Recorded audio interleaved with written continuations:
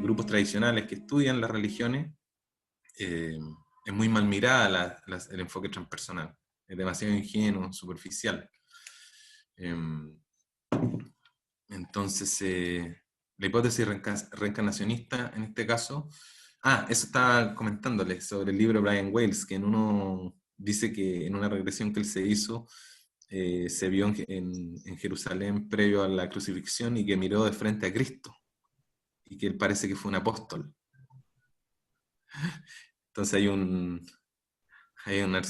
narcisismo galopante, solapado, o sea, fue amigo de Cristo, ¿cachai? Y también hay una investigación de la psicología, de la neurociencia, que investigaron un par de años a las personas que se hacían regresiones y bueno, hay un alto porcentaje de emperadores, Cleopatra, ninguno hacía el pan, ninguno barría. Eran todos así como personajes muy extravagantes o especiales. Entonces, claro, eso es lo que dicen las tradiciones, que el alma va junto con el cuerpo, se crean juntos en simultáneo, no hay nada previo. ¿Ya? Bueno, hoy día tenemos el último seminario, gracias a Dios. Hoy día vamos a cerrar el seminario con algunas cosas que estaban ahí en el brochure, como en el itinerario, que tienen que ver con, bueno, con los sacramentales, la liberación de casa, algunas oraciones exorcistas que son para bendecir el agua y todas estas cosas, el aceite, la sal, digamos todo lo que se nos dejó como instrumentos para poder ejercer nuestro rol de sacerdotes seculares. Los que son bautizados pueden felizmente hacerlo. También recibí dos observaciones feministas, y tienen razón, que ponían siempre imágenes de Santo Tomás, San Agustín. Bueno, aquí hay una santa, eh, la Santa Teresa de Jesús o Santa Teresa de Ávila, eh, que es una cita de un libro que se llama El Castillo Interior, que ya habla de las mansiones espirituales. Lo habla en términos simbólicos de cómo un místico va accediendo a planos profundos de la conciencia. Cuando ustedes leen, por ejemplo, un poquito un artículo de Santa Teresa, que se llama así, El Castillo Interior, eh, impacta la profundidad de este tipo de personas. Uno dice, oye, esta gente se habrá tomado alguna cosa, un hongo, porque el nivel de profundidad y de coherencia a veces impacta, ¿no? Una citita nomás porque es bien extenso el trabajo de Santa Teresa, que como les digo, junto a San Juan de la Cruz, a Meister Eckhart, el maestro Eckhart, que eso es un dato también a los que les guste el Eckhart Tolle, no sé si lo han escuchado, que es como un gurú también de la nueva era, muy simpático, muy buena onda. Eckhart Tolle, o Eckhart Tolle, el que escribió El Poder de la Hora, en una entrevista le preguntan cuál es su verdadero nombre, y ponte tú, se llama Juanito Pérez. Y él se pone Eckhart por Meister Eckhart, el maestro Eckhart.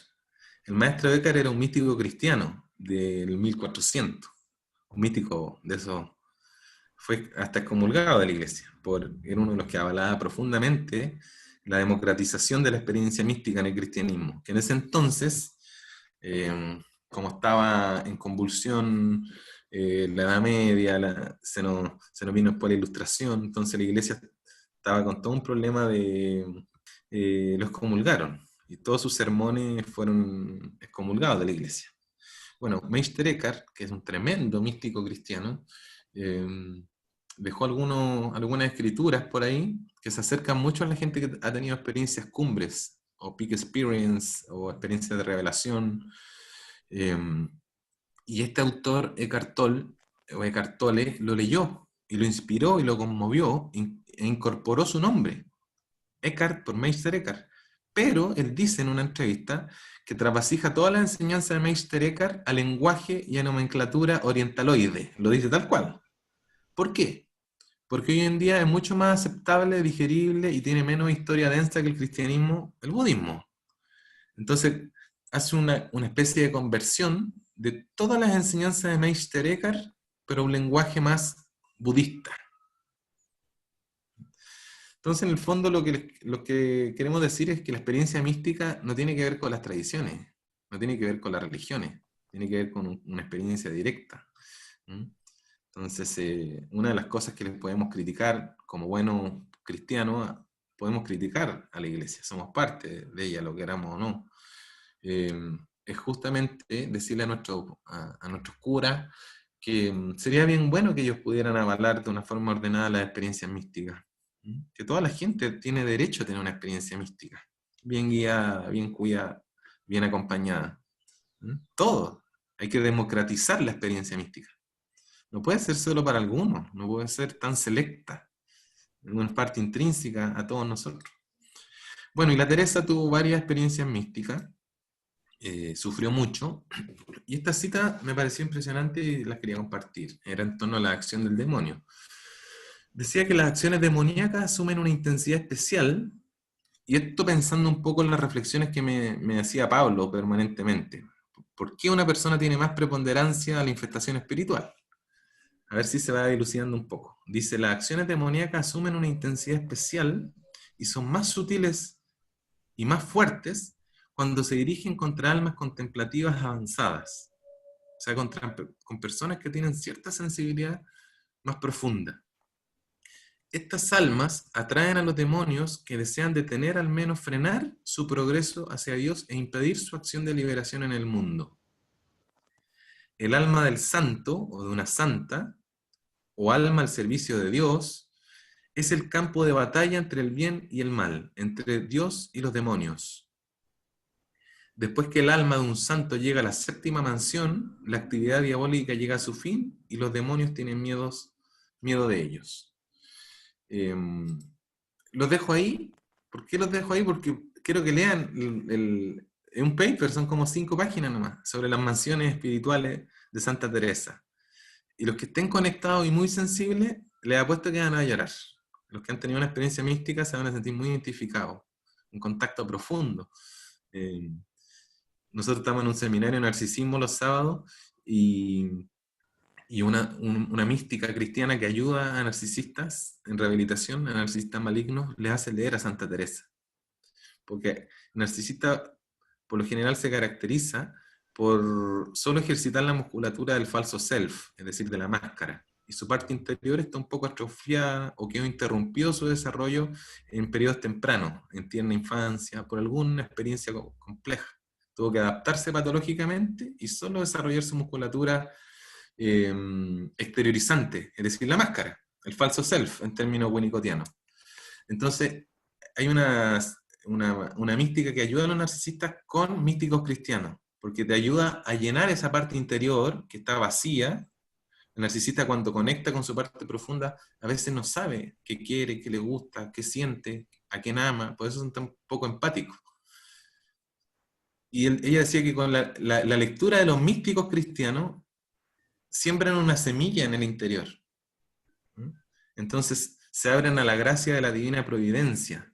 Es decir, empieza después a regarse esa planta. Empieza a crecer esta interioridad que ayuda amablemente a ensamblar toda esta parte externa que tiene desarrollado un narcisista a esa parte interna que está naciendo recién, que está recién conociendo. Entonces esta parte divina interna que empieza a germinar, empieza a ensamblarse amorosamente a todos los atributos que desarrolló el narcisista para ser reconocido. Por ejemplo, me hice el mejor en salto alto, saqué un doctorado en matemáticas, todo para ser querido, para ser reconocido. Entonces cuando el narcisista conecta con su parte profunda, siente que todo eso es mentira, que eso no es él en realidad, pero al trabajar como un místico, toda esa parte interior divina empieza a utilizar esos elementos y agradecerlos, y lo utiliza hacia un bien, y no de manera destructiva o no para humillar a nadie, no para pasarle encima a nadie, sino para ayudar a los demás. Entonces, según Otto Kemper, Otto Kemper es un psiquiatra psicoanalista, eh, experto en narcisismo, dice que no tiene cura, no tiene tratamiento a los narcisistas, menos los narcisistas malignos. Entonces, ahí está nuestra Santa Teresita, o sea, no es chilena, pero tenemos una por aquí en Providencia, una iglesia, los que son de Santiago, muy linda de la Santa Santa Gemita. Gemita, que pueden ir, muy milagrosa también. Yo he escuchado muchos Súper. reportes de gente que se encomienda a ella, la se manda, y es muy poderosa. Y la Santa Gemita, también como casi todos los santos, como el Padre Pío, bueno, son innombrables la cantidad de santos que tuvieron que sufrir vejación, también tuvo que sufrir mucho por el ángel rebelde de Dios y enemigo del género humano. En una revelación, la Gemita dice que el Señor le dijo, después de tanto sufrimiento, dijo, te habré de hacer pisotear bajo los pies del diablo, prepárate, hija, el demonio a mis órdenes será el que con la guerra que te dará, eh, eso le va a ayudar y la va a estimular a realizar la obra que hizo. O sea, para entender eso, uno si lo entiende desde la perspectiva más infantil psicológica, así, o sea, este gallo, este sí que era malo, era un patriarcal total, ¿no? ¿Cómo hizo eso con la pobre Gemita? Entonces, descubrir eso nos va a llevar a alguna relación. Dice en los libros de historia de la Santa Gemita que la persecución fue bien agobiante y permanente, casi a diario, y a veces espantosa, ¿ya? Em, por distintos lados le daba a la pobre Santa Gemita, ¿ya? A veces aparecía golpeada, pisoteada, o a varios metros de su cama, o con halagos. De repente ella se molestaba porque llegaba mucha gente a halagarla, a decirle que era una santa. Eh, de repente los animales se le iban en contra de ella, la mordían, la rajuñaban los gatos. Eh, fue espantosa la vida de la Gemita. Bueno, y los que pueden alguna vez conozcanla. En esta primera parte, antes de compartir la experiencia, perdón, los sacramentos y los sacramentales y el ejercicio del exorcismo del aceite, del agua y todo eso, quiero ir un poco sintetizando. Siempre cuando uno en una hora de terapia se estila que los terapeutas antes de los 50 minutos o de la hora que dura la terapia haga síntesis, ¿no? Como ya, pues vamos viendo qué es lo que hicimos en la sesión, ¿viste? Qué vamos sacando y qué tareas quedan. Es como para ir integrando un poco, ¿eh? ¿En qué quedamos? ¿Para qué sirvió todo esto? Entonces, en síntesis, la propuesta implícita del mensaje que quisimos promover en este seminario fue justamente abrirse al diálogo cultural, no con la imposición violenta de ninguna verdad, sino al diálogo con otros conocimientos. Por ejemplo, la interacción que pudimos tener eh, con algunos de ustedes que son de otras religiones, que no comparten estas enseñanzas, o que, no sé, por ejemplo, con la Berta, que ella dijo que, bueno, después de esto, más la afirma que el Reiki, o sea, a todos nos hizo en distintas medidas reafirmar, replantear, ajustar, precisar, modular, pero lo hicimos en un tono dialogante, ¿viste? No fueron impuestas con violencia, como a veces, lamentablemente, la iglesia clerical lo hace, ¿viste? Que impone al Cristo, así, yo soy el camino, la verdad y la vida. Entonces no tenemos diálogo.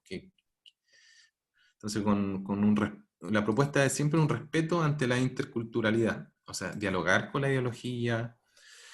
Y por supuesto eso nos diría los tradicionalistas, nos criticarían de que estamos siendo relativistas, pero en realidad lo que tenemos que decir nosotros es que somos pluralistas. O sea, podemos escuchar a la propuesta de un biólogo ateo que lo reduzca a todas las neurociencias, también podemos escuchar lo que nos dicen los chamanes sobre los espíritus, lo que nos dicen los budistas, etcétera, etcétera, etcétera. O sea, generar puentes de diálogo, ¿ya? De otro modo, nos estaríamos orientando a lo que podríamos conocer como pensamiento sectario, ¿ya? No estaríamos haciendo misión como nos pediría Cristo. El misionero va y dialoga con la gente, ¿viste? Y si la gente le pregunta, él responde. Pero eso es todo. No es necesario renunciar internamente a Dios para charlar, inseminar o conversar con el New Age, con las filosofías orientales, etc. Uno puede. Por ejemplo, a mí me encanta lo que hace Marquito Gómez, que es uno de los compañeros que está por aquí, que él entrevista en su programa de Instagram a gente muy variopinta, de todos los lugares, toda la ideología, todas las culturas, y él es muy respetuoso en eso. Esa es la idea, ¿viste? Poder conversar y que las personas puedan ir refinando su discernimiento. Otras cosas, en síntesis, lo que voy revisando en el curso, que la gente no se carga solamente las personas que hacen cosas ocultas. Eso está bueno dejarlo claro. También la gente que se carga mucho, se infecta mucho, es la gente que no hace nada. Porque lo que dicen las tradiciones es que nosotros vinimos a hacer algo. Vinimos a reconocer nuestra parte divina, vinimos a trabajar para algo más trascendente, no solamente caer preso de los sentidos y de las formas, de lo fenoménico. Quiero tener plata, quiero tener un título, quiero ser reconocido, quiero tener una pareja, quiero tener un auto. Y esa persona que a lo mejor no se mete en nada espiritual también se carga, porque es por omisión, ¿no? Porque tenemos una misión, somos seres espirituales encarnados. Entonces, no solo el que anda haciendo las cosas, las mancias se cargan, sino también el que no hace nada. Por eso las escrituras dicen que necesitamos gente de fe, pero con el espíritu caliente. Necesitamos, como decía el padre Hurtado, fuegos que prendan otros fuegos, fuego de espíritu. ¿Ya? Necesitamos gente tibia, necesitamos gente que se avergüence, se ruborice por ser creyente. No hay que tener miedo ni a este tipo de cosas. Ya. Otra de las cosas que podemos ir sintetizando, bueno, que nos quede claro que lo maligno entra a través de las puertas abiertas. Eso es una cosa que nos quede bien claro, eh, que las puertas abiertas y nuestros puntos flacos no son para que nos preocupemos, sino para que hagamos algo. ¿Ya? Nos ocupemos con la carne, las mentiras, relaciones patológicas, los traumas, recuerdos negativos, rituales, magia, consumo de drogas, van a ser puertas abiertas, ¿no? Otra cosa que me interesa que quede como sellado ahí es que el maligno infecta el cuerpo, la mente, no el alma. ¿Ya? El espíritu profundo e incorruptible. ¿Mm? Pero lo que hace el demonio en su manifestación es pasar lo más invisible posible. No le interesa que lo detecten. ¿Ya? Su pega es romper la armonía. ¿Mm? Nuestra comunicación con nuestro trabajo que hacer semejanza. ¿Se acuerdan que dijimos sobre la lectura del Imago Dei, ¿no? Imagen y semejanza, la imagen se da, la semejanza se trabaja. Y en eso estamos, puliéndonos para trabajar a semejanza. Entonces, esto es bien interesante, bien bonito. De Efesios, ¿no? En los libros de los Corintios, dice: el diablo impide entender la palabra de Dios. Hay un espíritu de la ceguera, de la sordera también. Y dice: nos hace entender las palabras, pero no la verdad detrás de ellas. La repito, el diablo impide entender la palabra de Dios. Nos hace entender las palabras, pero no la verdad que hay detrás de ellas. La verdad con mayúscula, por supuesto. Ahora, cuando una persona se vuelve al Señor, dice también en Timoteo 2, 25, 26, el velo se quita. ¿Ya? Porque el Señor es el Espíritu, y donde está el Espíritu del Señor, ahí hay libertad. O sea, no quiere decir que, por ejemplo, esto nos ayuda a reflexionar en torno al discernimiento. Uno dice: oye, tengo contacto con entidades del plano intermedio que me guían y me ayudan. Uno le tiene que preguntar a esa persona: ¿y te sientes libre?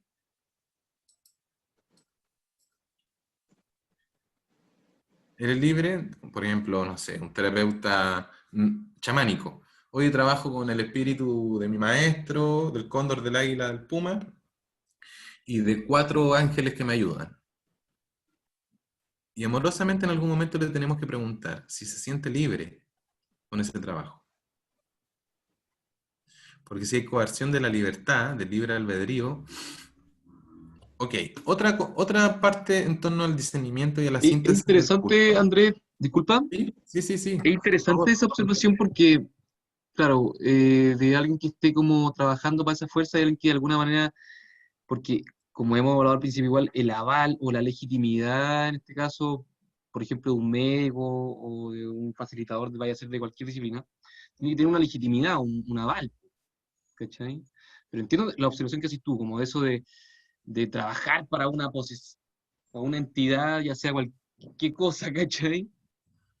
Porque sí el trabajo del médico está en un cierto grado como de animismo, o sea, hay una cierta, em, hay una representación del gen, de la transmisión de su cultura, po. Sí o sí está habiendo no sé cómo decirlo, como un cierto grado como de espiritismo hacia eso, ¿cachai? Hay un animismo, una Claro, pero representación. una especie de vinculación aliancística. ¿Por qué? Narcisista. Porque las leyes de la vida dice que yo no me puedo dejar poseer por un Ujú. espíritu de rango inferior. Es como que un coronel, perdón los que tengan temas con los militares, como un coronel o un general de alto rango lo obedezca a un soldado que recién viene entrando. O sea, yo no me Ya. puedo someter y decir, la ayahuasca me tiene aquí trabajando y no soy libre. Dicen los curanderos viejos, hay que dominar el espíritu de la ayahuasca, pero eso no significa ser violento, agresivo o superponerse, sino que el curandero, en las leyes de la vida, es una persona. ¿Ya? Y jerárquicamente tenemos una posición por sobre las otras entidades, por sobre los animales, por sobre los minerales, por sobre el espíritu de la planta, jerárquicamente.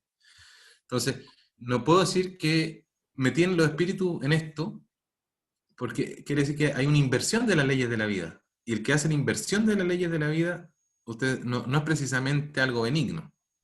Entonces, ¿hay libertad o no hay libertad? Ninguna práctica benigna va a quitar la libertad. Lo que hacen las prácticas benevolentes es liberar. ¿Ya? Entonces, otro punto importante, cuidarse de los peligros. O aceptamos como niños ignorantes, o sea, nos tenemos que aceptar que somos niños en el mundo invisible. No sabemos los misterios de la inmensidad. O sea, si alguien dice, no, mira, yo ya conozco todos los espíritus, tengo un dominio, yo llamo cualquier cosa. Ayer estaba viendo un reportaje de un sacerdote exorcista que decía, no, yo al principio necesitaba hacer algunos test con el agua bendita, pero ahora después de 15 años ya reconozco al tiro. Cuidado, cuidado con las trampas de eso de creerse ¿ah? Entonces, la humildad es un mensaje de Jesús, por ejemplo. ¿No? Jesús era profundamente humilde.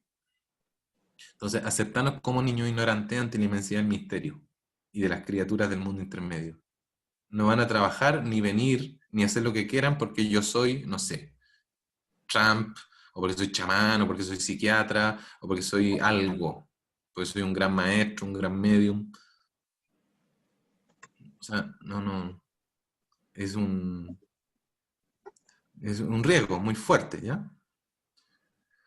Entonces, por haber perdido el tiempo en cosas sin profundidad o asidero real y no haber trabajado en reales causas de nuestro padecer. Hay gente que a veces tuvo muchos años en búsqueda de cosas espirituales. Yo atiendo pacientes que ya como que están cansados de buscar en terapia alternativa, 30 años haciendo, no sé, todas las prácticas, hasta que en un trabajo de terapia, 6 meses, y empezaron a ver que eran cosas del más acá y no del más allá. Entonces, a mí me encanta, por ejemplo, las alianzas que pueden generar terapeutas complementarios con psicólogos, ¿viste? O entre terapeutas complementarios. ¿Viste? ¿Por qué? Porque un psicólogo también puede hacer una muy buena pega, trabajar 3 años con alguien, y la persona fue a un taller de psicogenealogía y ahí le cayó el cachofazo. Claro, uno le va a poner todos los atributos al taller de psicogenealogía, pero hay que acordarse que los 3 años con psicólogo, o al revés, yo puedo haber ido a muchos talleres, mucha ayahuasca, mucho San Pedro, y de repente voy a una terapia y un psicólogo al poco tiempo empieza a entender y a comprender e integrar aspectos que en realidad eran psicológicos. Pero yo no hubiese llegado a pulir tan bien mi mente si no hubiese hecho todos esos San Pedros que hice antes. O sea, no es atribuirle esta cuestión, no es quién se gana el premio ni la medalla, quién fue el mejor terapeuta, ¿eh? Sino todo lo que hiciste valió la pena, valió el esfuerzo. En algún momento va a encontrar un... Pero por lo general se lo lleva al último, ¿viste? Por ejemplo, Andrés, gracias, por fin contigo. Yo le digo, pero no te olvides que tú hiciste 5 años antes meditación, que te pusiste Cambó, que hiciste constelaciones familiares, y todo eso fue aflojando, ordenando, removiendo, ¿eh? Entonces, todo hay que agradecerlo, todo es perfecto. Cuando alguien viene acá, por ejemplo, a una sesión de MDMA, uno de los reportes que la gente escribe mucho, dicen la voz, o esa parte profunda en mí, o Cristo en mí, o Dios, como le quieran poner, algo más sabio y más profundo que les habla, lo que dicen los grofianos, que sería una especie de maestro interior ubicado en planos transpersonales, ¿ya? Para no decir Dios. Me dijo que todo lo que me pasó fue justo y necesario. Y que Él estuvo ahí cuando me caí, que Él estuvo ahí cuando sufrí, que Él estuvo ahí cuando no entendí, que Él estuvo ahí. En cada cosa estuvo presente. Y se empiezan a reordenar las cosas para atrás. O sea, no hubo esfuerzo en vano. Es un gran premio de la experiencia cumbre. ¿Ya? Entonces, por salir contaminado, torcido como resultado de años de invisibles efectos de práctica energética de dudosa reputación. ¿Ya? No hay que culparse, porque todos, sin excepción, y el que diga que no, no le creo, nos metimos en cuestiones de repente. Fuimos, no sé, a tomar plantas con alguien que de repente era, no sé, o fuimos a una terapia de cosas que no, o fuimos a un taller de la glándula que no nos hizo nada. Todos fuimos algo. O anduvimos metidos en cuestiones que nada que ver. O sea, no hay que darle parte al diablo en el reproche. Nos dimos cuenta de algo, nos hizo clic, genial. Hacemos la conversión y agradecemos todo el trabajo anterior, que lo llevo en mi corazón, lo recuerdo, lo atesoro, rescataré los elementos que me sirvan y punto. Hago el giro. Una pequeña quiropraxia. A lo mejor era un huesito nomás que había que mover para allá. Entonces, si salí contaminado, torcido, por años, defecto invisible, práctica energética, bueno, buscaré, me haré un baño de planta, haré estas cosas, no sé, y listo. El reproche también es un elemento que utiliza el demonio. Otra cosa que queremos como ir sintetizando del curso es, bueno, soplar la llamita, el puntito central, la chispa divina, incentivar la fe, ¿ya? Que según las tradiciones, la práctica personal, devocional, es una forma segura sobre el mal, ¿ya? La enseñanza de la tradición y todo eso. Según Mateo 12:30, un Gálatas 1:10, ya verán que como me gustan harto las escrituras, dicen, o se está con Cristo o se está en contra de Él. O sea, no en planos espirituales, lo mismo que decíamos la otra vez, no hay puntos medios. No, no decir, no, yo me abstengo de esto. No, prefiero no participar y de esa manera no me contamino, ni me meto en riesgo. Trampa. No puedes estar exonerado. No puedes decir voy a hacer esto, pero que no lo vean los espíritus. Hay una cámara gigante que está viendo todo. O sea, no podemos pedir permiso, no tenemos tregua en esta cuestión. O estáis aquí, o inmediatamente estáis allá. Entonces, no hay que hay gente los que se enorgullecen mucho por ser, no, yo no me meto en eso, yo después uno sale tranquilo. Ya, ese está en la trampa más sencilla, ¿no? En la que dijimos en la primera clase. Una de las peores trampas del diablo es hacernos creer que no existe. Listo. Dicen las escrituras tradicionales, o se está con o se está en contra. Pero aquí no nos sirven los tibios. No preocuparse de lo que dirán de mí, no se dé ni un solo paso. Afirmar con fuerza la fe, la verdad, el camino y la vida.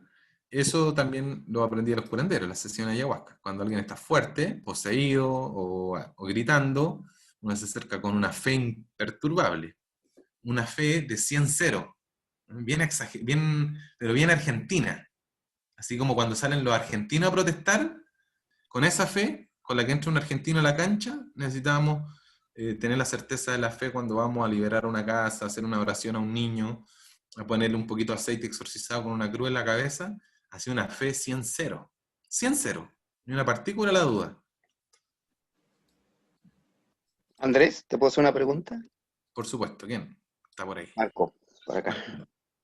Esto de estar en Cristo, si no estoy con Cristo, no estoy con Él. Déjame contextualizarlo para ver si hago bien la pregunta. Eh, por ejemplo, cuando llegó Colón con todo su séquito, incluyendo los curitas que venían con él, y llegaron a esta isla con personas, a propósito de que estamos en octubre, estos hombres de la isla, estos indígenas, no conocían al Cristo, ¿cierto? Pero quizás estaban más ellos en Cristo que los mismos curitas, los mismos Colón. ¿A eso te refieres? Algunos sí y algunos no, po, porque siempre ha existido de todo, po. Por ejemplo, lo que quiso cuando llegaron los franciscanos, que en realidad los libros, tú sabes que la manipulación que hay en los libros es que llegaron los cristianos y mataron a todos los indios. En realidad no, lo que llegaron fueron los españoles a robarse el oro y ocuparon la cruz de Cristo. Pero en realidad los libros franciscanos antiguos, cuando uno va a la iglesia a leer la historia de la colonización en Chile, ellos llegaron a decir: chiquillos, paren. Cuando llegaron a donde los aztecas, habían 85.000 muertos en los sacrificios, les cortaban las cabezas en las pirámides. Los incas sacrificaban a los niños por chorrera, ¿ya? Miles de niños diarios. Entonces les vino a decir: chiquillos, ya, le venimos a contar que hubo un flaco, el flaco Henry, que ya se sacrificó por todo. No es necesario seguir. Paren, por favor. Entonces los indios se empiezan a agarrar con los españoles y de repente se manifiesta la morenita. Y la morena, en México, siempre las manifestaciones marianas son cuando se están agarrando y matando a la gente. Como que aparece la mamá y dice: ya, bueno, niños. Cuando se aparece la Virgen de Guadalupe fue justamente cuando estaban muriendo una cantidad de indios y de españoles. ¿Mm? Y ella baja con aspecto indígena, pero con rasgos españoles. Entonces ambas culturas se sintieron identificadas y pararon las matanzas. Entonces, igual que en Fátima, cuando aparece Fátima también, recuerda el contexto de Primera Guerra Mundial y los secretos de Fátima, que fueron leídos por Malachi, dicen hasta lo que está pasando hoy. Si leen el Apocalipsis, que es un libro de la esperanza, no un libro de terror ni de miedo, sobre las trompetas y las bestias del Apocalipsis, es justamente lo que está pasando. Y la Virgen de Fátima lo recalcó con lujo y detalle, cuando dijo que había que evangelizar Rusia. Entonces, en efecto, yo adoro el mundo indígena, si no, no trabajaría con las plantas, y no iría a la selva, ni recibiríamos a los curanderos cuando vienen, pero hay una gran idealización del hombre blanco sobre el mundo indígena. Uno va para allá y te encuentra con un curandero, y el curandero va, saca un moco, escupe delante tuyo, come con... Entonces uno dice, y toman chela, y tienen una vida bien, bien especial. Hay una idealización del mito del indígena bueno y del hombre blanco que es malo. Polarizar. Todos divididos, todos peleados. O tú soy con no sé, la ley LGTB, o estás en contra. O estás a favor de los indígenas o en contra. O quería el aborto o en contra. ¿Cachai? Entonces la idea de estas cuestiones es tenernos separados. Y justamente el Igual mensaje... quiero igual como, ¿qué me pasa esto con lo que estáis diciendo? Me parece bien, o sea, yo encuentro la sobriedad, por ejemplo, hecho con lo que pasa con el mundo indigenista y con lo que pasa también con la percepción de ser occidental, de ver todo esto como un mundo feliz. Y de hecho, en ese tiempo antiguo, por ejemplo, hay las comunidades, por ejemplo, de la Amazonía Occidental, antigua, así, ya en ese tiempo se sacaban la cresta, viejo. Se invadían mucho entre ellos, se mataban mucho, existía ya bastante brujería y ellos mismos también tomaban posiciones territoriales en lugares y sectores que eran tremendamente, incluso aún más sagrados espiritualmente, y ellos invadían incluso sus lugares. Entonces, sí es cierto eso de que aquí en la Amazonía Occidental y en todo este territorio aquí, por ejemplo, Sudamérica, había, no sé, mucho, por así decirlo, como mucha brutalidad, ¿cachai? Entre el indígena, ¿cachai? Y que el occidental en ese momento que haya llegado, me refiero a lo que esto está hablando Marcos, hay un desorden fuerte y una situación de mucha sangre entre ellos, entre pueblos, ¿cachai? Los panos De en ese entonces con hecho, los jíbaros, o sea, weas que están antes incluso de los chipíos, había mucha brutalidad, weón, y, pero puta, y- vivían en su y- naturaleza, en su sistema, ¿cachai? y había un 25% de tribus caníbales. Caleta, caleta, si por Y había ejemplo un Honey 50%... Queen es murciélago, era como hombre murciélago, y era porque ellos veían como que ellos se poseían, no tenían ni una problema en comerse, weón, al vecino, ¿cachai, weón? Por eso lo atribuían al murciélago, Queen, o sea, Claro, Honey Queen entonces, es hombre murciélago, y gente en, murciélago. Y en efecto, Oye, viejo, y también allá, por ejemplo, en Ecuador, con la zona de Colombia también, con los guayú y los jíbaros y los secoya, habían los muchos cristianos que que eran llegaron vieron estas cuestiones y dijeron, bueno, esto es satanismo, weón. ¿Cómo satanismo, pues, weón. Claro, están lo vieron súper cortándole la cara? desordenado ellos también, pues, Nos preguntamos con discernimiento maduro. ¿Hay personas con más desarrollo espiritual que otras? Ya, algunos plantean que sí. Es más evolucionado rezar hoy en día que generar sacrificios. Por ejemplo, yo estuve en el Museo Arqueológico Antropológico de Lima y en un pueblo, por ahí cerca, estaba demarcado, no podían pasar los buses ni nada, y yo pregunté, estaban haciendo una excavación arqueológica, que encontraron miles de niños muertos en un poblado de Lima, que sacrificaban los incas para su rito religioso, pero miles. Entonces, uno dice, chupaya, qué loco era la perspectiva cultural y religiosa de algunos pueblos indígenas, y, y hasta cierto punto cuando llegan los españoles paran, y bueno, y se generó ahí un balanceo, pero también como todo, po, hay gente que abusó, ¿m? Gente que transgredió límites, eh, y es como lo que pasa ahora, como que el coludo logra el objetivo que es contaminar la fe, po. Porque, claro, hay tantas variables como digo en juego. Me imagino también que nuestros indígenas eran mucho más carnívoros y bravos que los españoles con sus espadas. O sea, pescaban un español, te lo por seguro, que los partían en mil pedazos. Era una cuestión realmente desagradable que tal vez nos llevaría a otra cuestión que más bien cultural, geopolítica, histórica. Pero bueno, vamos a como a reencuadrar un poco y volver. Vamos a hablar un poquito de Rollo Marín, que escribió un libro que se llama La Teología de la Perfección Cristiana, y nos cuenta cómo sería la psicología de la tentación, así como un poco a nivel de parábola, como para entender un poco el modo operandi o poder trasvasijarlo a nuestra vida cotidiana, que a veces, por ejemplo, las infidelidades, si uno echa un ojo a la problemática de los pacientes, o los que tienen pacientes, siempre tuvo que ver con, hay una culpa y debajo pisaron el palito de algo. Y una de las cosas que dice la tradición es que el diablo siempre te tienta a pisar el palito.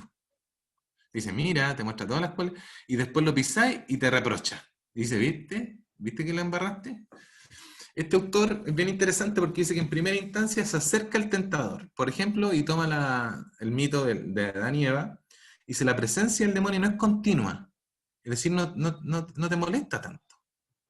Aparece de repente, hace lo suyo, aprovecha tus momentos de debilidad, de cansancio, de agotamiento, de desprotección, igual que al Cristo después de los 40 días de ayuno.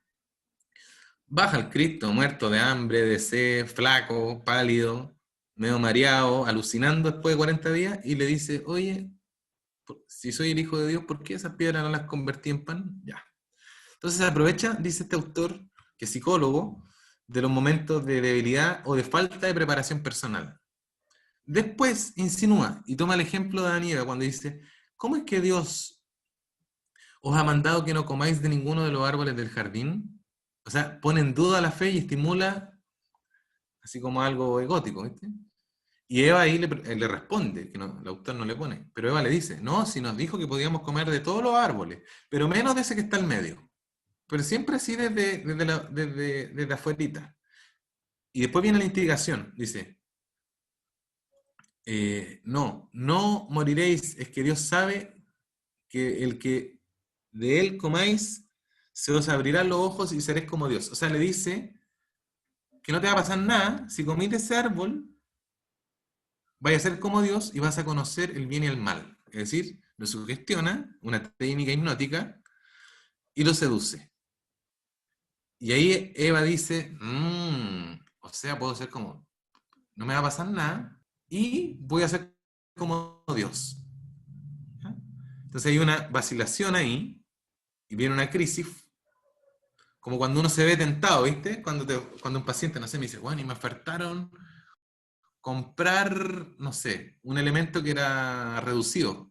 Por ejemplo, un tipo se robó una máquina para cortar árboles que valía 200 lucas en el Home Center, y un paciente me dijo, oye, apareció un gallo y me la ofreció nueva, embaladita, en 20 lucas. Igual, ¿cachai? Igual. Me dijo que valía 200, pues bueno. Entonces, se la compré. Y 4 horas después llegaron los pacos y se lo llevaron preso por receptación. Receptación, sí. Y pasa en la misma, la tentación. Dijo, oye, esa máquina justo yo la tuve, me gustaba y me llamaba la atención. Y valía 200 lucas en el Home Center. Y pasa un gallo, golpea la puerta y me dice, oye, te la vendo esta cuestión en 20 lucas. Dice, la compro, ¿no? Pucha, y después llegan los pacos. Y empieza la crisis interna. El corazón más rápido, la angustia, pucha, la compro, ¿no? Y si este gallo hiciera una trampa y si después vienen los pacos, pero me la ahorro. No, la compro y la vendo en Marketplace rapidito, en Yapo, y la vendo en 100 y me gano 80. Y la lucha es grande. ¿Viste?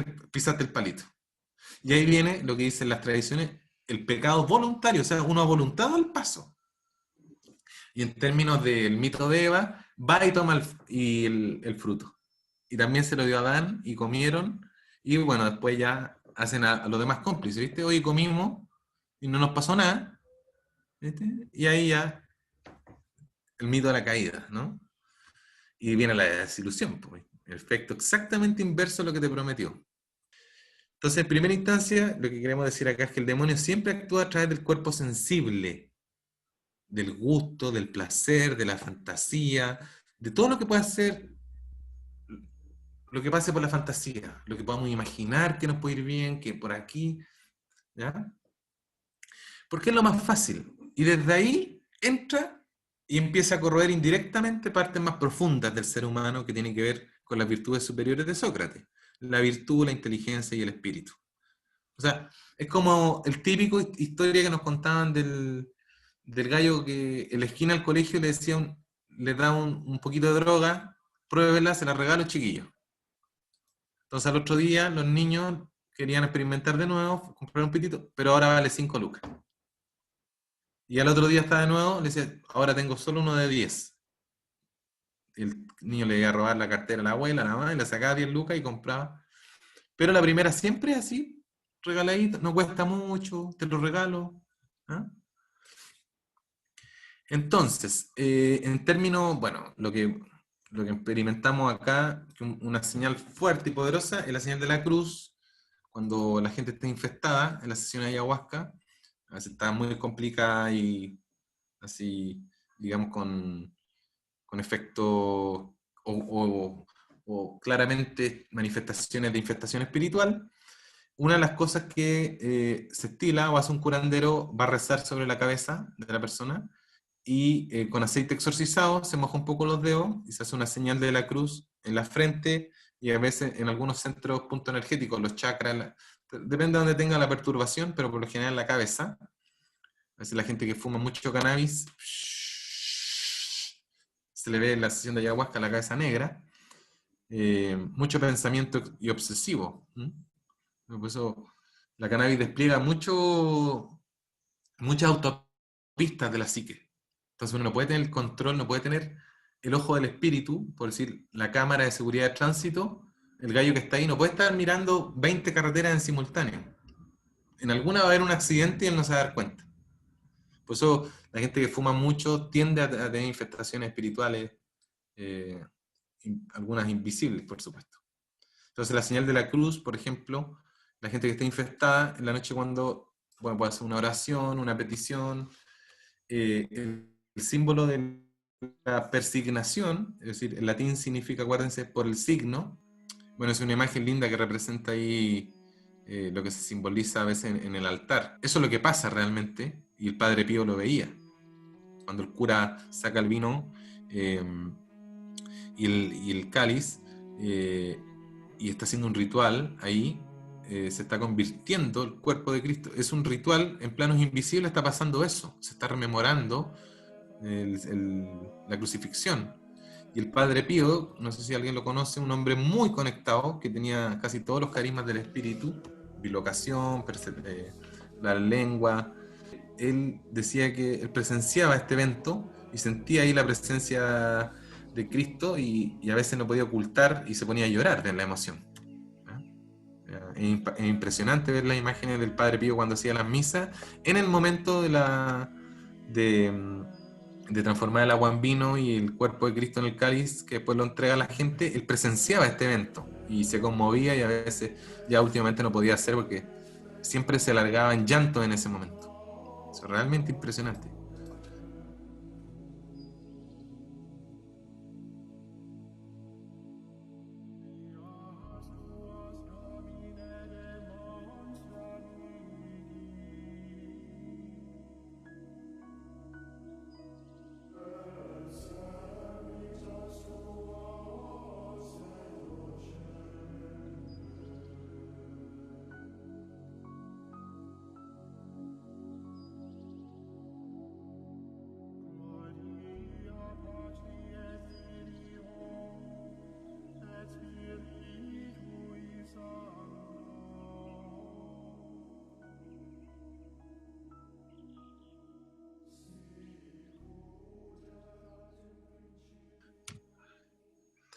Entonces la cruz sería un símbolo, pero la persona le impregna, ¿no? Le impone su fe y discernimiento.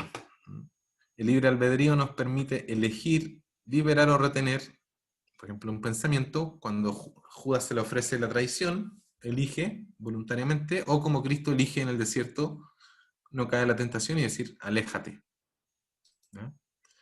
Entonces la autoliberación express, por lo general, una de las cosas que dicen las tradiciones, lo que pesa no es tanto el pecado o el error, por ejemplo, no sé, desde algo sencillo, engañé a mi hermano, le robé, estoy inventando, una luca. El problema no es la luca, es el tiempo que duro con la culpa encima, y eso va generando, es como una sensación corrosiva a nivel espiritual. Por tanto, una de las indicaciones de las tradiciones de la liberación es el perdón, es la redención. Y si uno tiene miedo en contarle a alguien, al terapeuta, o no quiere ir a confesarse, por último que lo haga ante Cristo calladito. Porque eso es un peso muy desagradable, que va generando, es como tener un veneno que se va acrecentando internamente. La película Líbranos del Mal, no sé si se acuerdan, la primera película que vimos, cuando el policía le dice al sacerdote que él mató a un pedófilo, entonces no siente culpa por eso, no siente que el demonio le haya entrado por eso. Y le dice, sí, lo que pasa es que tú lo mataste por venganza, no por justicia. Entonces es un pecado, y te absuelvo, y ahí le hace, ¡oh! Y él suelta que se relaja. Justamente a veces uno, por no tener un maestro, un guía, un terapeuta, creemos que está todo bien, pero con nuestro discernimiento un poco torcido, ¿ya? Por el mal. Entonces, un ejercicio de autoliberación express es pedir perdón, arrepentirse por el envenenamiento psíquico en el que me encuentro. Por ejemplo, en las noches, aparte de lavarse los dientes, la carita y las manos, higienizarse la cabeza. Y si uno se mandó un condoro, o pedirle perdón a la persona, o si es muy vergonzoso, por último, arrepentirse. Por último. Porque ese envenenamiento psíquico, si permanece, se va a los sueños, se empieza a instalar en lo inconsciente y empieza a impregnar todas las otras dimensiones de la vida. Por supuesto, invisiblemente. La corrosión espiritual es súper invisible. Tiene que ver con los bordes, con la bisagra del espíritu. Pero lo va fragmentando, debilitando. Entonces, la autoliberación, el primer paso es el arrepentimiento, como dicen las tradiciones, o en términos psicológicos, pedir perdón. ¿Ya? La renuncia. Renuncia a este pensamiento, a esta trampa, a este engaño y a esta perturbación. Uno puede hacer una oración de esas que le envían en el seminario 5. Tomo de nuevo el control de mi persona, menciono el nombre completo. Hay gente que a veces cuando empieza con cavilaciones psíquicas, empieza como a irse, a perderse, y vienen estas sensaciones de, como decía Winnicott, del derrumbe, ¿no? De la sensación de despersonalización. Entonces una de las cosas que uno puede hacer es evocar, cuando uno se está autoliberando, vienen estas sensaciones extrañas de despersonalización, como cuando va saliendo el espíritu del mal. Entonces uno tiene que mencionar su historia, su nombre. Me recuerdo, soy Juan Andrés Yáñez Salazar, soy chileno, tengo 2 hijas. O sea, mencionar cosas de tu historia, aseverar tu identidad. Porque una de las cosas del loco, del poseso, es que pierde la identidad, pierde el control, la autonomía de su cuerpo. ¿Ya? y ponerse inmediatamente en intercesión, cuerpo, mente y alma, en manos seguras, ¿ya? Por ejemplo, en mi caso, Cristo y su Santa Madre. Otro ejercicio de oración de petición de la fe, porque hay personas que no tienen y que la necesitan y a veces no nos llega así. Dicen por ahí que guagua que no llora no mama, a veces hay que pedirla. Cuando uno está muy desesperado, a veces hay gente que ha pedido la fe y le llega, pero no le recomiendo estar en esos momentos. No le recomiendo, por lo general en los hospitales pasa, pero no es necesario. Entonces, esta es una oración de autoliberación y de petición de la fe, ¿ya? Les molesta decir Señor, pueden decir Espíritu Santo, ¿ya? Despierta mi alma y regrésame en la libertad para entender tus enseñanzas. Puede pedir intercesión si uno siente que hay errores en la comunicación, es decir, que está la antena mal puesta, no nos está llegando bien el BTR, por algún motivo no conecto con esto, algo que me da rabia, algo que no integro, algo que no asumo.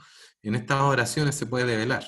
Por ejemplo, un amigo se dio cuenta que era profundamente anticristiano porque antes de nacer había muerto su hermano por muerte súbita y su papá y su mamá fueron a la casa al lado que vivía un sacerdote a las 3 de la mañana cuando el niño no despertaba y el sacerdote lo echó, váyanse de aquí, vayan a un médico, yo no soy médico.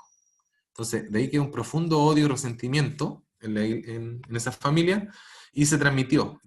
Señor, despierta mi alma, regrésame la libertad para entender tu enseñanza. Virgen Santísima, intercede por mí ante el Señor para que limpie mi mirada y con su amor derrita el filtro del dolor que no me permite ver con el corazón. Ángeles y santos del cielo, siempre jerárquicamente, ¿viste? Espíritu Santo, Virgen Santísima, ángeles y santos del cielo, guíen mis pasos, iluminen mi discernimiento para hacer la ruta verdadera al amor de Cristo. ¿Por qué los ángeles y los santos la devoción? Porque ellos son enseñanzas vivas de cómo vivir bien la vida, ¿no? Imitarlo lo máximo posible. Espíritu Santo también calienta mi pecho con el fuego del amor eterno, de la dicha, la gracia y la salvación para mi vida, mi familia y mi trabajo. Cuando uno hace esta oración, aunque no la haga con fe, si uno la hace en silencio y calladito, y la verbaliza, que salgan las palabras desde el corazón, algo pasa. Bien especial. A veces una oración así sencilla saca lágrimas. Esta es una oración para liberar experiencias traumáticas. ¿Por qué es importante hacerla o sugerírsela a sus pacientes que tengan problemática de trauma? Porque el trauma siempre deja escenas o eventos disociados, es decir, que no nos acordamos. Bueno, lo vimos en la clase 7. Entonces, esas partes es como que hayan piezas de mi casa que tienen las ventanas abiertas, pero yo no tengo acceso a ellas. Entonces no sé si alguien entró, si hay ratones adentro, no sé qué pasan en esos eventos disociados, ¿ya? Entonces, como yo no sé, porque mi conciencia es pequeña y limitada, somos tremendamente pequeños e ignorantes, Diosito sí sabe, ¿ya? Entonces dice así, oración para liberar experiencias traumáticas. Señor Jesús, tú que has venido a curar las almas atribuladas, te ruego que cure los traumas que provocaron turbaciones en mi organización psíquica y desconsuelo en mi corazón. En especial las que me afectaron en niñez, nacimiento y antes de nacer. Como que se sabe que a veces hay elementos de ahí, en el parto, antes de nacer, que son traumáticos. Te pido en especial que cure aquellas heridas que no recuerdo en mi conciencia, pero que tú sí conoces. Variable interesante. Espíritu Santo, tú que conoces todos mis problemas, los pongo todos en tus manos para que nada cuanto me haya acaecido me haga permanecer en el dolor, en la angustia y la preocupación. Síntomas psicopatológicos y manifestaciones que tienen los pacientes con trauma: angustia, dolor, preocupación, trastorno ansioso generalizado. Sella con tu preciosa sangre las grietas por donde el maligno entra a robarme tu felicidad. Eso también es impresionante, porque justamente el evento traumático deja grietas psíquicas, como lo vimos con Ferenczi, como lo vimos con Kalchet, como que en la revelación se indica. La última parte dice, cura, Señor, todas las heridas que son causa de enfermedades físicas. Justamente estas heridas disociadas hacen que yo no sepa por dónde se me está filtrando la enfermedad, porque no tengo acceso directo a la experiencia traumática. Entonces la oración puede investir todas esas zonas que no están en mi alcance. Entonces ahí uno hace la ofrenda, el sacrificio, oficio sagrado, ¿no? Yo te ofrezco mi corazón, acéptalo, llénalo de tu amor. Llénalo de tu amor. Es decir, llena esta parte que está vacía adentro. Acéptalo, purifícalo y libéralo de toda influencia maligna. Y dame los sentimientos de tu divino corazón. Ayúdame a ser humilde, sencillo, generoso y bondadoso, a que pueda recuperar la paz y la alegría por la certeza que tú eres la resurrección y la vida. Amén. Andrés, yo tengo una pregunta. Sí, Pauli. Mira, como recién hablaste sobre el Padre Pío, él trabajaba con sus ángeles custodios. Sí, po. Pero mi duda es la siguiente, porque a él también le traducían otros idiomas y era bien... Y tenía la comunicación con ellos, pero a lo que voy.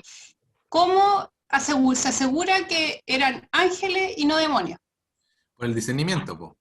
Porque el Padre Pío contaba con un mentor espiritual. Y hay un procedimiento para preguntar, tú a tu ángel, tú pides, le pides a Cristo que te revele el nombre de tu ángel custodio. Entonces tu ángel custodio tiene un nombre. Y él te explica en un sueño o en una meditación que es el enviado. Y te lo dice muy claramente. Y te empieza a contar, cuando uno empieza a tener relación con el ángel de la guarda, todas las veces que siempre estuvo. Entonces, claro, pues el Padre Pío tenía... De hecho, él al principio sospechaba tanto de esto que pensaba que se estaba volviendo loco, hasta que su mentor espiritual le empezó a ayudar a confirmar y entrar en relación. Entonces el Padre Pío, ¿qué hacía? Hacía una oración de 20 minutos de petición, de súplica, y después se quedaba callado ante los pies del Santísimo. Y él decía que al vaciarse, él al rezar pedía, pero después se callaba, bajaba la cabeza y después bajaba. Y ahí el discernimiento era muy claro. Es como que tú te pusieras un foco de luz adentro y se muestra cada cosa.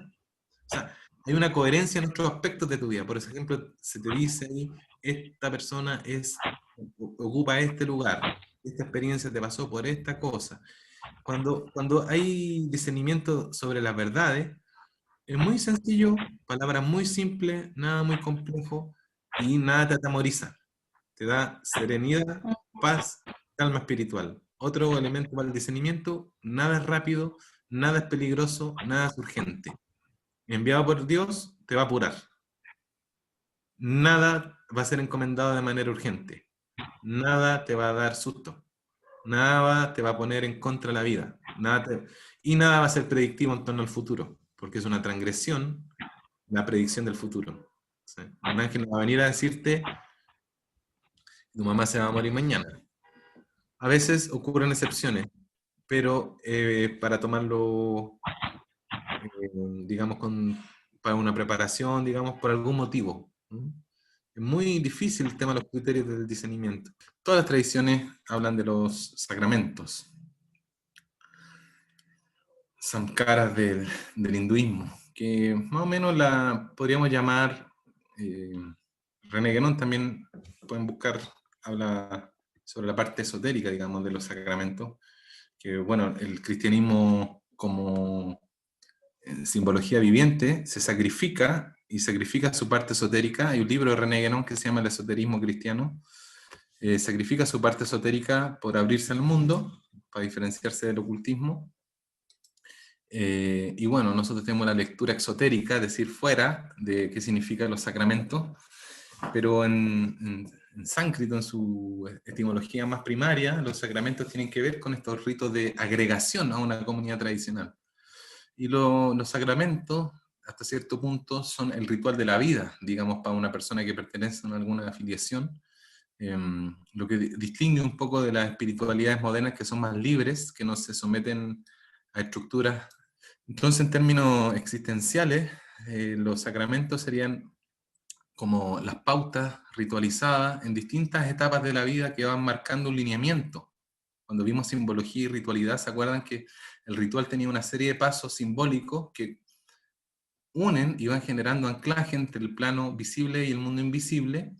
Y los sacramentos serían a una escala macro, una escala vital, de ir marcando ciertos hitos, ¿no?, en el ritual de la vida, para que la gente no se desvíe, no se pierdan en el camino, que a veces están llenos de trampas, ¿ya? Entonces, dentro de los sacramentales hay un análogo, perdón, de los sacramentos, en todas las tradiciones, nosotros conocemos los que nos pertenecen acá, pero hay literatura es lindo, no sé si alguien ha leído el Bhagavad Gita, hay pasos muy, muy románticos incluso que hablan del gran ritual de la vida. En términos que nos convocan un poco a nosotros, podríamos utilizar los sacramentales, que son como elementos sagrados que emulan, imitan de alguna manera los efectos sagrados de los sacramentos, que eso ya pertenece cuando uno se adhiere a una afiliación, digamos, tradicional de alguna tradición espiritual. Los sacramentales son elementos que podemos utilizar los laicos, digamos, que no tenemos no nos da, o no tenemos tanta disciplina espiritual como para poder cumplir con los sacramentos como indicaría la tradición a la que pertenecemos. Y estos sacramentales, que serían como elementos sagrados que podemos utilizar emulando un poco los sacramentos, nos vamos a mencionar un poquito hoy día y indicar más o menos cuál sería el significado y la utilidad, ¿ya? Por ejemplo, la gente que trabaja acá, los psicólogos o los mismos sacerdotes se han impactado. Una vez un sacerdote estuvo en una curación que él se impactó como a una paciente con infestación espiritual al darle una tapita, es decir, no más que esto de agua bendita en un ritual que ella no podía vomitar, había purgado tabaco. Al tomar ese sorbito de agua, ella pudo liberar, vomitar, destrabar, llorar, etc. Y era porque esa agua estaba exorcizada. Y él pudo ver in situ, o sea, en terreno, experimentar cómo operan concretamente los sacramentales, ¿ya? Entonces, en términos que nos corresponden, tenemos la autorización, digamos, de utilizar los sacramentales, que serían como un vínculo entre el mundo sobrenatural y el mundo natural. Por eso se consagran, ¿ya? Lo consagra alguien autorizado. Nosotros vimos que tenemos hasta cierto grado de autorización, que somos profetas, reyes y sacerdotes, y de esta manera son una amenaza para los malos espíritus, ¿ya? De alguna manera, la utilización en las tradiciones de los sacramentales tiene una fuerza operativa, concreta, que se puede experimentar en clínica. O sea, uno puede registrar y ver cómo operan, ¿ya? No solamente, como les decía, algo poético, algo simbólico, que nosotros entendemos como simbólico como si fuera abstracto.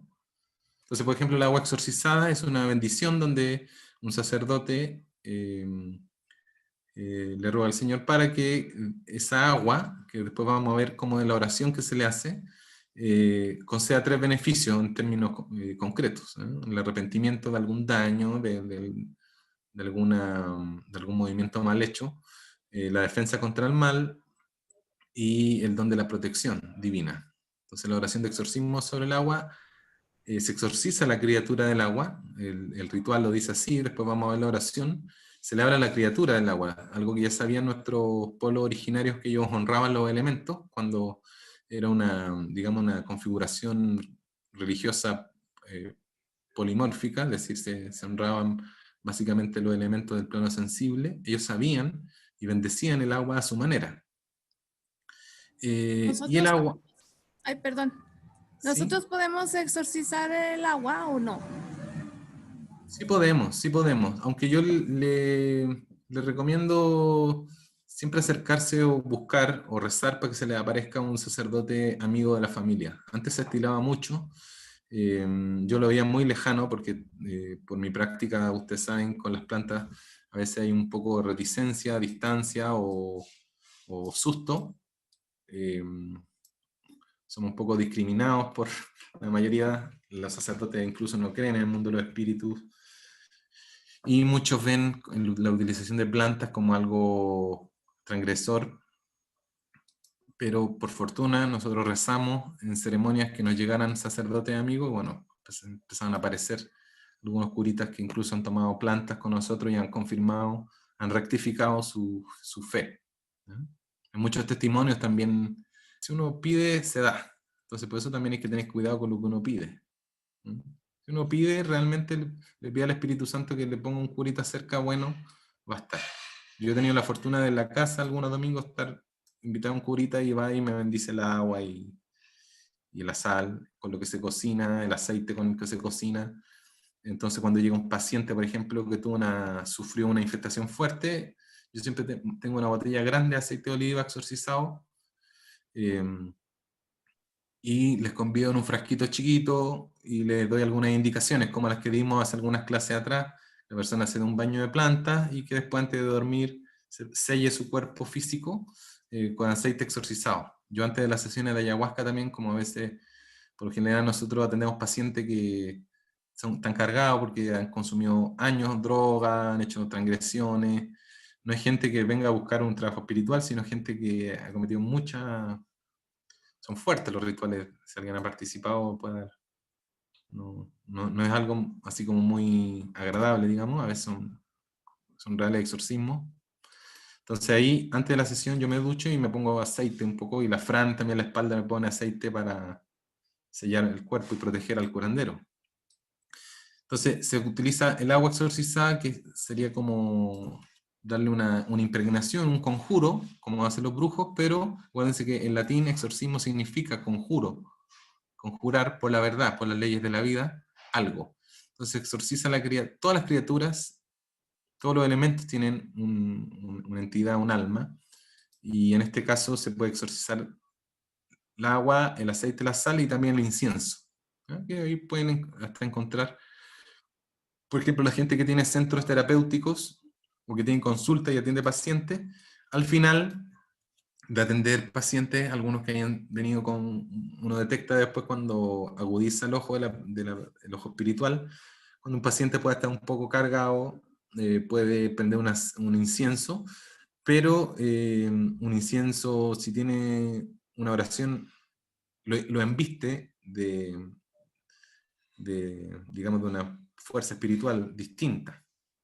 Por eso hay gente que a veces dice que tenía una casa cargada y prendió incienso o palo santo y después quedó más cargada. Y es porque, claro, prende las cuestiones como si funcionaran solas.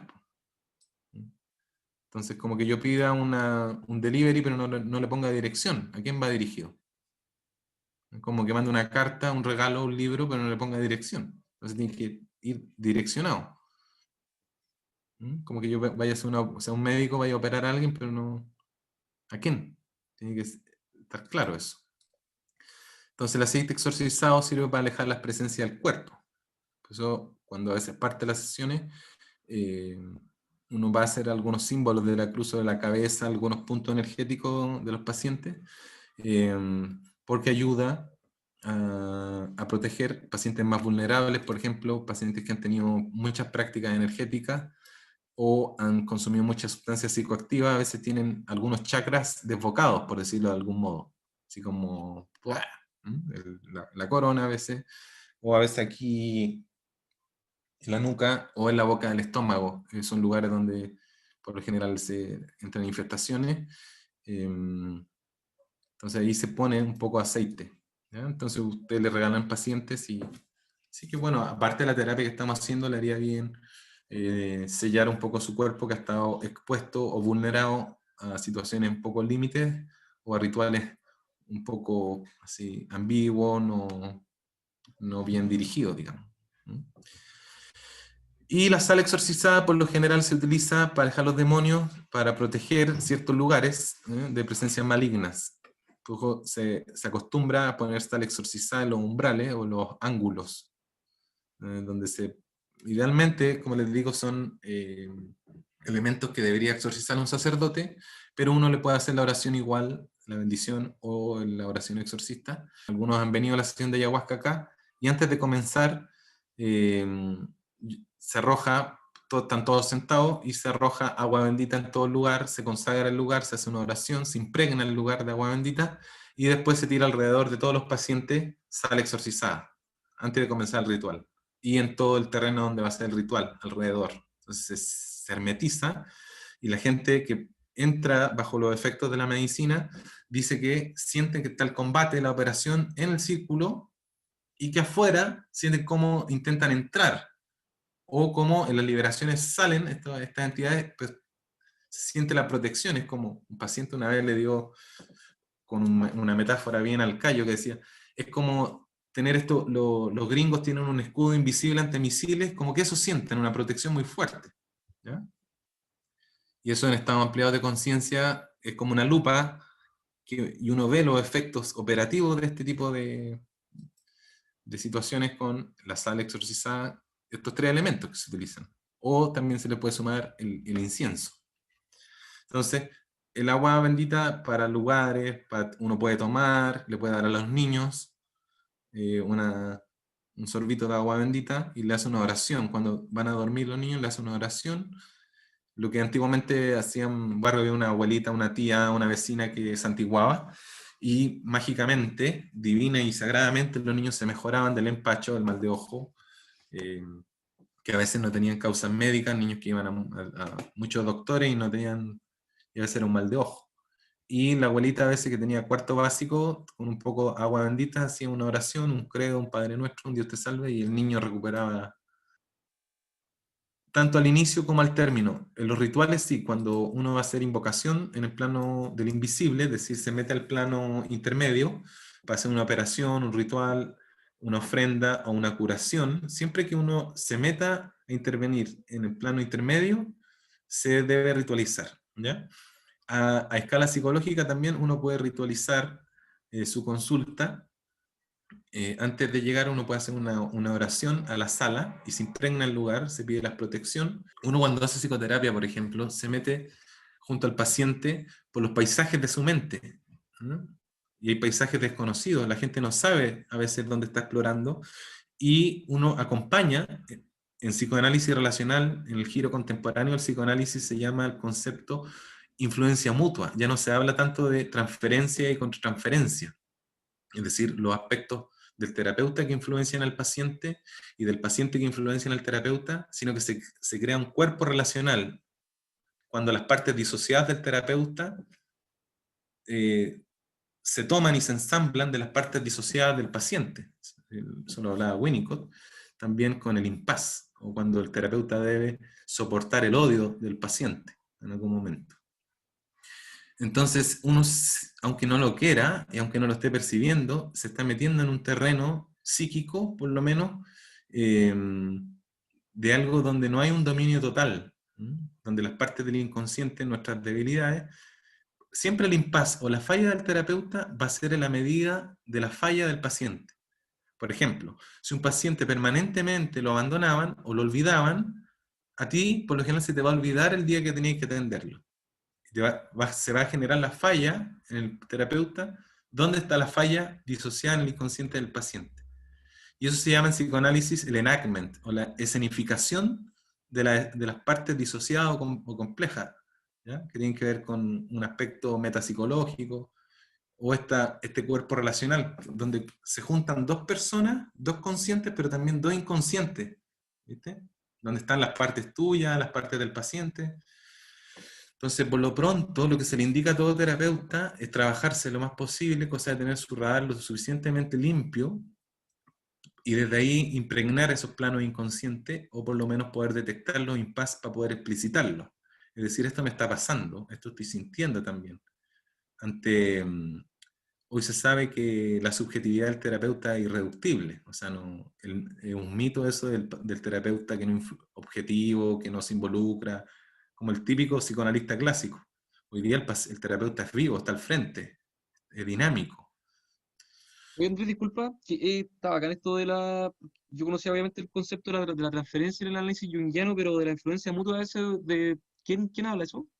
El mismo ¿Qué Jung, concepto? el que ancla en los años 30 el concepto de influencia mutua, antes de desarrollar su hipótesis en torno a la alquimia en la terapia. Y después lo toma ¿Pero ya había hablado de la transferencia? ¿Ya había hablado de ese concepto? Sí, lo que pasa es que Claro. Jung empieza a sobrepasar a Freud. Sí, Porque Freud era la postura que el terapeuta era neutro, de hecho no miraba al paciente. Entonces cuando Jung dice, y Ferenczi, parémonos frente al paciente, mirémonos a los ojos, Jung se empezó a dar cuenta que habían cosas del paciente que tocaban con las del terapeuta y las del terapeuta del paciente, y no podíamos dejarlas fuera del análisis.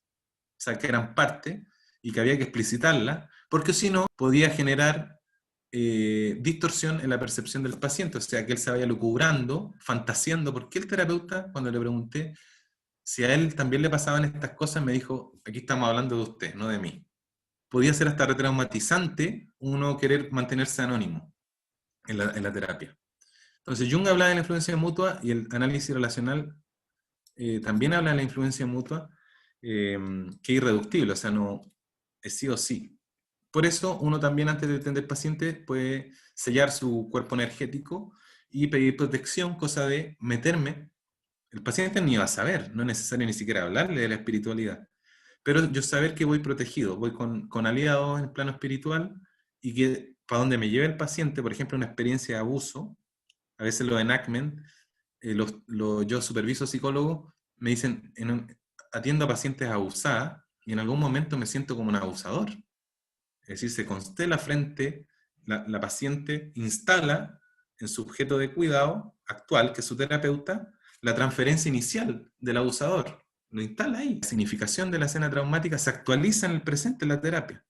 Entonces son situaciones muy sensibles que a veces, por eso a veces uno después de atender a un paciente se va cansado, mareado, con indigestión, y los psicólogos no logran entender eso, tampoco se los enseñan, y bueno, pues ahí la mayoría de las escuelas son ateas, entonces no... Volviendo a lo de acá, estos elementos, por ejemplo la bendición del agua, esto aparece en los manuales de exorcismo antiguos, digamos, que es básicamente cómo se bendice el agua, ¿ya? Esto lo utilizan los sacerdotes, y a falta de sacerdotes, si nosotros tenemos un evento especial, digamos, o queremos consagrar nuestra casa, no hay un sacerdote a mano, podemos hacerlo, ¿no? Proteger nuestra casa, que es clave. ¿No? Entonces, ahí está la oración, es bien linda, bien potente. Entonces se la dejo ahí, no vamos a alcanzar a profundizar en ella. Y después viene, se puede ensamblar sobre eso, es como ponerle un 2.0, el exorcismo al agua. ¿Ya? Se exorciza la criatura del agua.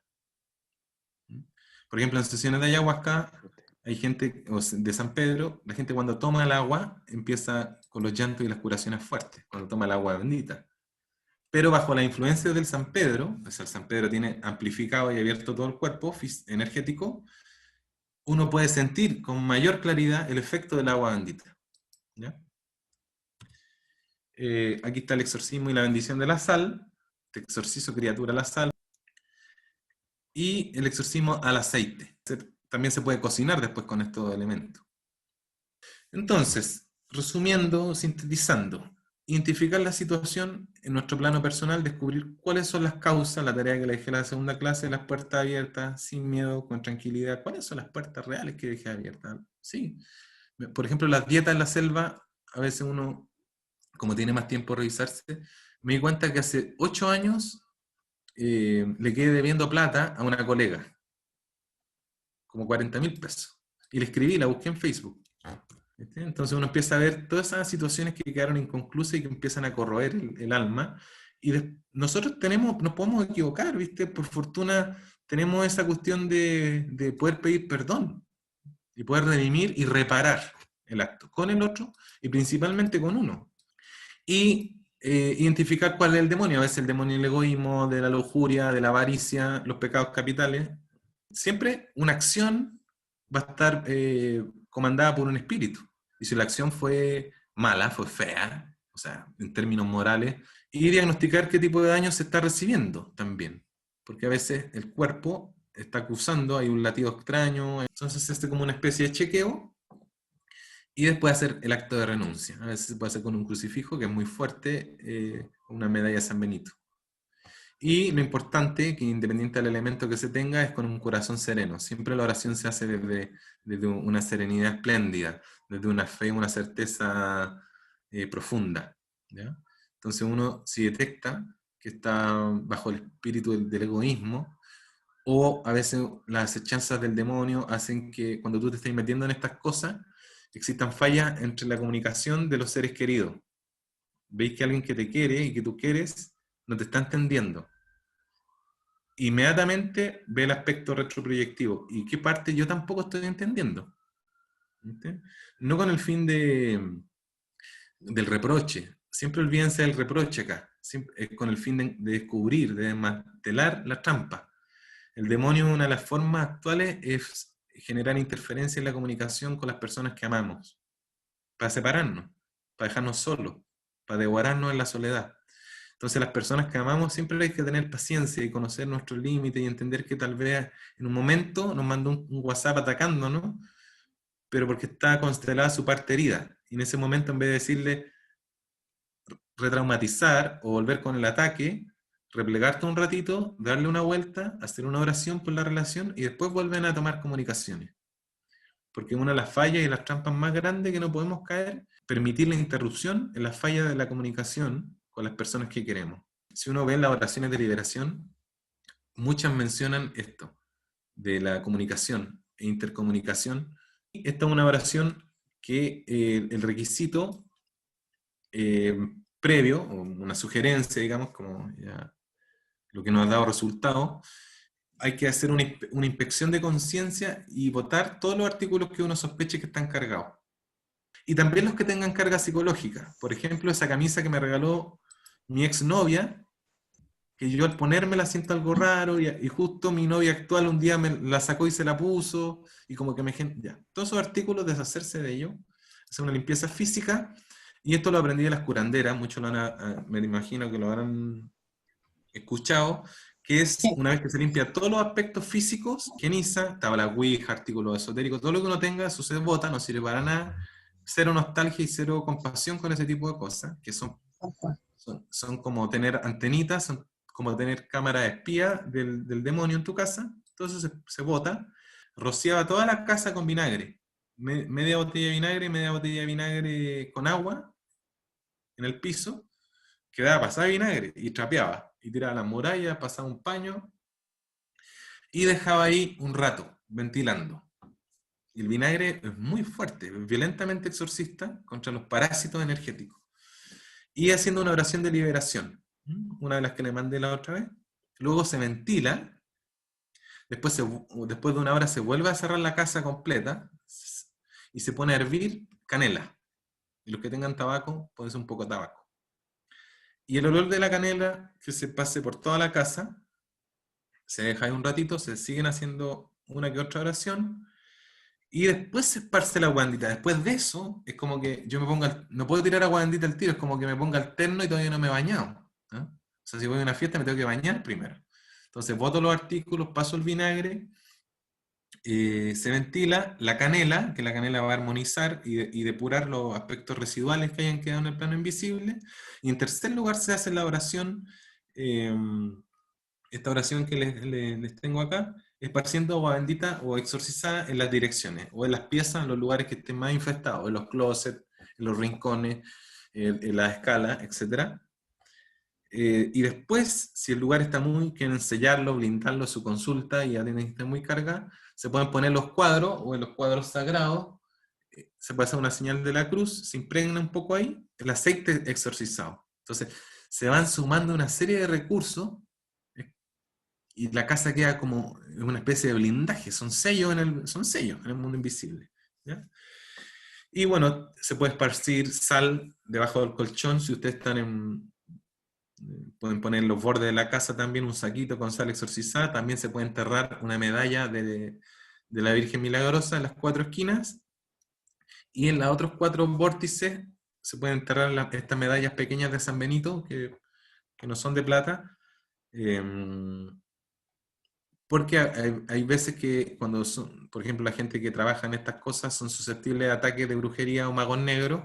Los magos negros avanzados tienden, de alguna manera extraña, a enterrar la brujería en la casa. No solo a dejarla sobre los techos, sino hay gente que ha descubierto, o sea, haciendo una piscina o cavando en el patio de su casa, ha descubierto una especie de encomienda de Chile Express, donde adentro hay ropa, hay tierra, pata de cementerio, una pata de pollo, etc.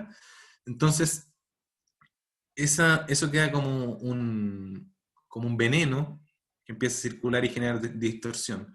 Entonces, para no estar escarbando debajo de toda la casa, uno entierra la medalla milagrosa, un saquito de sal exorcizada y un poquito de aceite exorcizado. La idea es que no haya nadie, porque si hay alguien que no tiene idea, la otra vez yo me puse a hacer esto acá en el instituto y habían 2 personas en la sala Y claro, un paciente se puso a vomitar, la casa empieza a purgar, es como hacer una purga. Entonces la idea es que no haya nadie que sea un poco sensible o que no tenga idea, porque después de eso, al final, para el sello, se hace un pequeño saumerio con palo santo, o mirra, o incienso blanco, o salvia, ¿ya? También con las puertas cerradas, se hace una oración, el humo une el mundo visible con el mundo invisible, entonces mientras se está haciendo el palo santo, que es la parte final, se hace una oración de sello, que también le puedo enviar una oración de sello o de la preciosa sangre de Cristo.